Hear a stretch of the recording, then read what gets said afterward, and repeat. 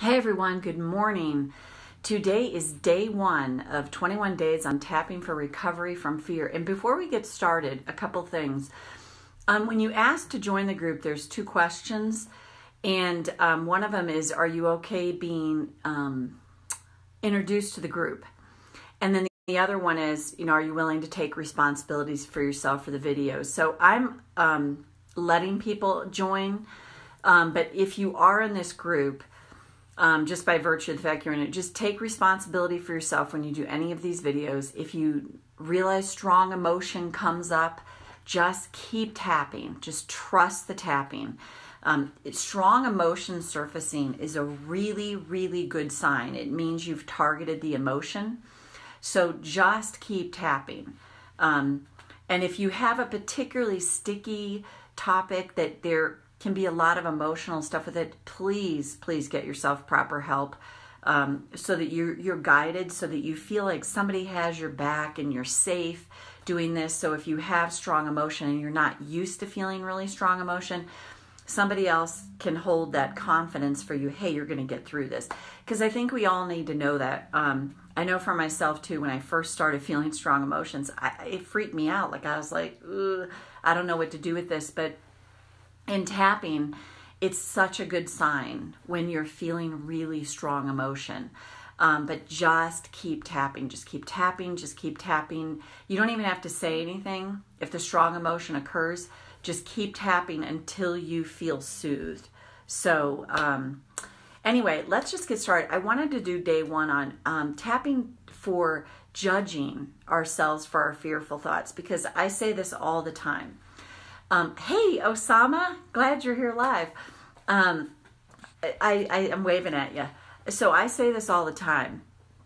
When what we judge, we can't change. So when you think about feeling fear, having fearful thoughts, having issues around fear, if you really tune in and pay attention, there's an extremely good chance, waving back again, that you're judging yourself for it. So that's why I want to do this first, so call to mind any thoughts you have that are surrounded in fear. They can seem ridiculous. Like I literally, when I was younger, I had that, like, I'm going to call it an irrational fear of squirrels.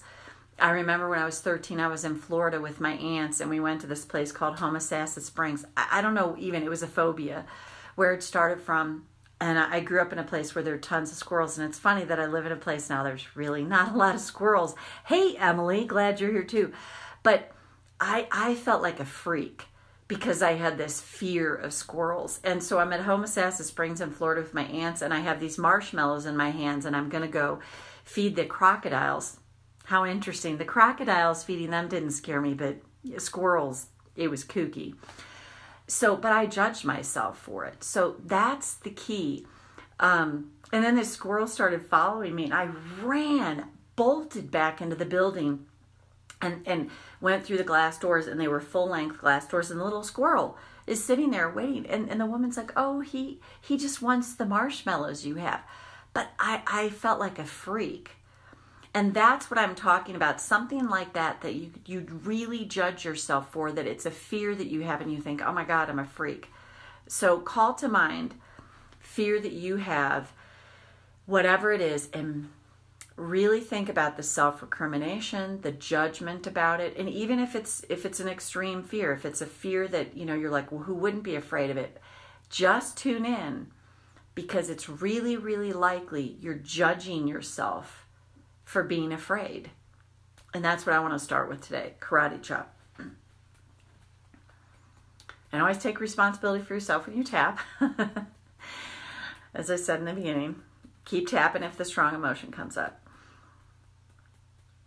Even though I really judge myself for my fears, I can really come down on myself. I blame myself. I tell myself there's something wrong with me. I choose to acknowledge I feel this way. Even though I really judge myself for my fear, I really blame myself. I kind of feel like a freak. I choose to acknowledge this judgment now. Even though I'm not kind to myself about my fears, I come down on myself for them. I judge myself. And the truth is, that just holds it in place. But somewhere a long time ago, I learned to judge myself for any and all fears. And I choose to acknowledge myself right now. Then go to the eyebrow. All this judgment that rains down on me from myself. And others may judge me too. But the truth is, I've really turned that judgment inward on myself. I really come after myself. Ah, see, I did it again. God, when am I going to let go of this fear? I feel like a freak. I just feel bad about myself. And the judgment rains down on me. So what if I can start to separate from this voice of judgment? What, you might say? Wow. What is she talking about? See it as a part of me. This critical voice, the ego, the bully in my brain that comes after me whenever it can, which is often. This bully in my brain, this critical voice, this judge and jury on myself and my fears, is a culmination of all the people that have judged me in my life. I learned to turn that judgment inward. It can be society. It can be magazines. It can be advertising. All the ways I judge myself daily as inadequate, as stupid,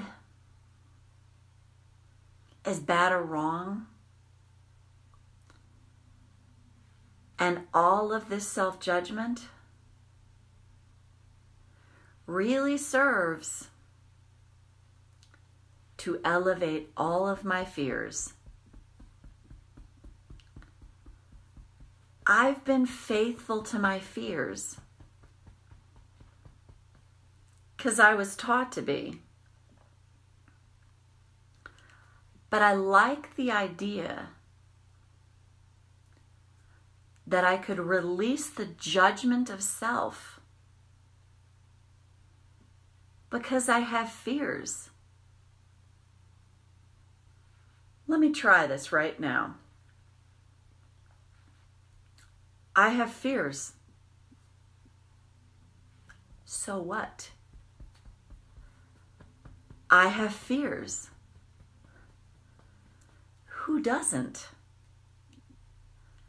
I have fears. what if I can make that okay? I know I don't want to stay stuck in my fears. I know that. And if I could stop them all right now, I would. But I didn't come to these overnight. So what if I can start to practice noticing when I really judge myself? And actually make that a win when I catch it. I'm judging myself for my fears. Hallelujah, I see it. And it might be uncomfortable at first, but by noticing the judgment, it might be a cliche, but this is really the best way to start to release my fears. I caught myself. That's huge. I can't stop my fearful thoughts right away, but I can keep interrupting them. Keep becoming aware of them. Notice them more and more. And start to practice forgiving myself for my fearful thoughts. I have fears. So what? At least I'm aware of them. And I know I'm open to healing them now. And the more I catch them and see them, the better able I am to release them. And before I know it, I'm seeing all the evidence each and every day, all the little wins where I'm learning to forgive myself for whatever fears I have.